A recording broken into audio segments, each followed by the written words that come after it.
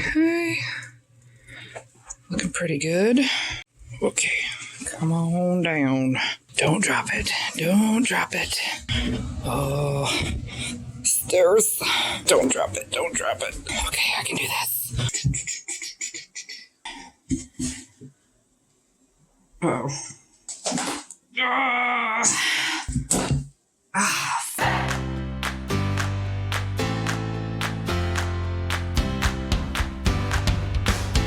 Welcome to Cat and Raven Designs. We f***ed up.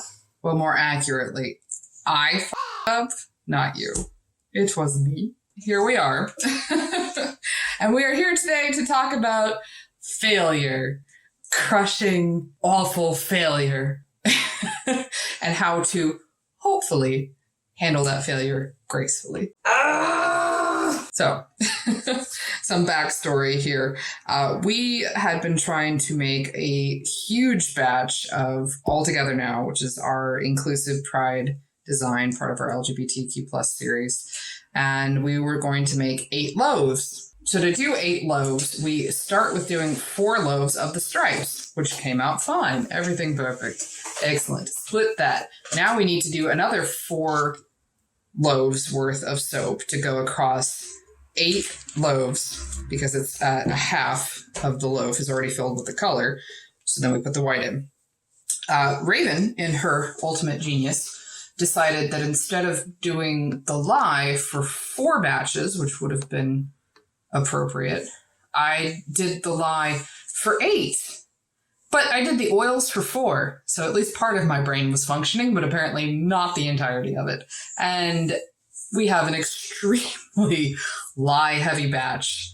And I think at the time, even you and I knew something was wrong. We suspected something was wrong, but I think we hoped it wasn't too wrong. I think we suspected something was wrong when there was a load of batter left over. Oh, yeah, it was a ton of extra batter. When we went to pull it out of the mold, immediately knew something was absolutely wrong, and it was not okay. So we had 8 loaves of soap that are so lye heavy that they are not safe to use. We can't use them as soap, so we really only have the option to rebatch or do something else with them or put them in the garbage. And I cannot justify throwing away 8 loaves of soap in the trash. So a couple different things, how you can handle something like this, trying to come back from soul-crushing failure, is you can rebatch, which is melting down the soap and treating it kind of similar to hot process soap in a crock pot. But with all these colors, it would be real not cute. Real not, just gross, just nasty gray, and no, nobody's going to want that. So another option you can do, and this is something that you can do if you have leftover soap. You know how sometimes you have that little extra bit at the end and you just kind of don't know what to do with it because it's too small to use? This is an excellent application of it. You can grate down the soap and use it to make laundry detergent, which is something I've been doing now for a couple of months since my giant mistake. So we've been using our own homemade laundry detergent for a while. So to do that, and this is a recipe coming from Soap Queen, and I will link that down below. I've altered it a little bit because her version includes essential oils and stuff like that. This is already fragranced, so I don't want to add anything extra. So all we need to do is grab our giant loaf of soap and use it on the grater. So you will grate that down until you have about 2 to 3 cups of soap shavings, which look real colorful and pretty. Next, we are going to need a half a cup of citric acid. May not have it home in such a gigantic bag, but you know, we make bath bombs. You can get citric acid at the grocery store. Yeah, at the grocery store. It's usually in the canning aisle. Yeah, if your grocery store has a canning aisle, you can get citric acid. So then we also need 2 cups of washing soda, which usually that one's super easy to find. You can usually get it at Walmart for really cheap. I got this online because I got it during quarantine. And once you've got those in there, I just like to give it a quick stir. And then you dump in your soap and stir some more. I feel like failure in a lot of ways gets treated like the end all be all worst possible thing that could happen to you. I just don't feel like that's true. I feel like we have a lot of opportunities to learn from failure. I don't know, how about you?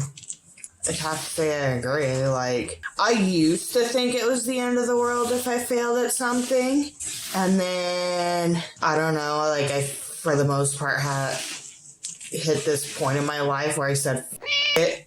And I'm still at this point in my life where my attitude is essentially, oh, you don't like me? It. Oh, you don't like that I don't like you? It. Oh, this thing happened? It. My car's being an asshole? It. As a side note for safety here, washing soda can be a skin irritant, so make sure that you wear gloves. I feel like that's important, that sort of mentality, though. I mean, so much of our idea of success is built on the idea that you never fail, which is just ridiculous. Like, nobody lives like that. And failure, as much as it's cliche, is a really good opportunity for learning and growth. I would have normally shredded this on the fine grading, not the thick grading, but because this is so incredibly lye heavy, it was going to be really difficult to do that. So when you do yours at home, you may not want to do the large hole grading like I did, do the small, especially if you're dealing with a smaller batch of soap that you've got left over, because it doesn't have to be bad soap to be used this way. You can use good soap too. And I'm going to go ahead and be spritzing this with a little bit of rubbing alcohol to bring it together. It's going to be kind of similar to a really dry bath bomb. I know a lot of the times we make mistakes in our videos, and I leave them in because I think it's important to see that things don't need to be perfect all the time. We f*** up. Well, I don't know about even we, because that makes it sound like we're like some sort of holier than thou, which is certainly not, I think, the intention. I am the glitter goddess. How could the glitter goddess possibly make mistakes? How dare you? I'm just f***ing with you guys. This makes a lot of laundry detergent, just saying. Would really like to at some point make my own dishwashing detergent to put in the dishwasher. That would be great.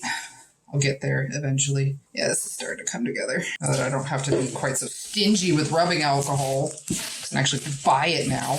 Right? Still hard to find gloves, but at least gloves at a reasonable price. Yeah, that's the main issue there, is because, like, yeah, price gouging is still going on, at least where gloves are concerned. I'm sure it's going on with other stuff, too. So I have these little honeycomb molds. I got these on Amazon, I think. If I can remember, I will put a link in the description. But I just need to get some of the mix poured in there and then just tamp it down with my fingers. It's messy. Yeah, you might want to have, like, a plastic tablecloth to lay down on your table or something if you do this. Newspaper or something. Yeah, something. There are different molds you can use, too, that maybe would work better. These are a little small. So, like, when I do a load of laundry with these, I usually use, like, 3 of them, depending on how dirty the load is. If it's really dirty, I'll use like 4, but like 2 or 3 is about normal for my washing machine anyway. I find it helps to just really work it in there. You want these little guys to be very stiff when you're done. I feel like we've been dealing with failure a lot lately. Failure just sort of seems like the theme of 2020. I'm so over 2020. Oh, aren't we all? So f***ing over it. None of y'all bitches better be saying Happy New Year on New Year's. No. Y'all bitches better be saying Jumanji. Jumanji? Get us out of this goddamn game. Oh man, I loved that movie as a kid. It was a great movie. I like Robin Williams. I miss him. Me too. I loved all of his movies. And I'm sure, like, some of them were problematic, yes. But, I don't know, I really liked his movies. You know, I remember him, I think, mostly for Fern Gully. He was Batty in Fern Gully. Yeah. And then What Dreams May Come. I really like that movie. And Aladdin. Well, yeah, Aladdin. But it's kind of hard not to get wrapped up in the drama that was involved in that. Disney being assholes. I just, I'm glad that we have some options here to come back from this particular failure. Because I'm not going to lie, I was freaking devastated that I had ruined that much soap. That's a lot of soap. That would have been 72 bars of soap. Felt like such a massive waste. So mad. And I realized too that there are absolutely failures that you cannot, phoenix out of. With this, I can at least find something positive for it. And there's always going to be things that you can't. Those are a little harder. I mean, it doesn't take much soap to make this too. I think we shave off maybe 2 bars worth off that loaf to get enough soap for this. And it makes a lot. I mean, you can see how much I still have left in the bucket here. And it hardens up really fast. So we'll just leave this out overnight. It'll dry up enough that I'll be able to pop them out of the mold tomorrow. Because I would not recommend leaving it in a container, just loose like this, because it dries so quickly. Just have this big old clump. Oh yeah, you did try that at one point. I did. It didn't go well. It turned into a brick. So if you've ever wondered, gosh, what do Cat and Raven do with soap that they've made a mistake on? And honestly, it depends on the mistake. In this case, laundry detergent. So I suppose this is sort of our way to remind you that if you've made a mistake recently, take a deep breath, reassess, take a walk if you need to, go have some water, think about how can I salvage this situation? How can I make laundry detergent from this mistake?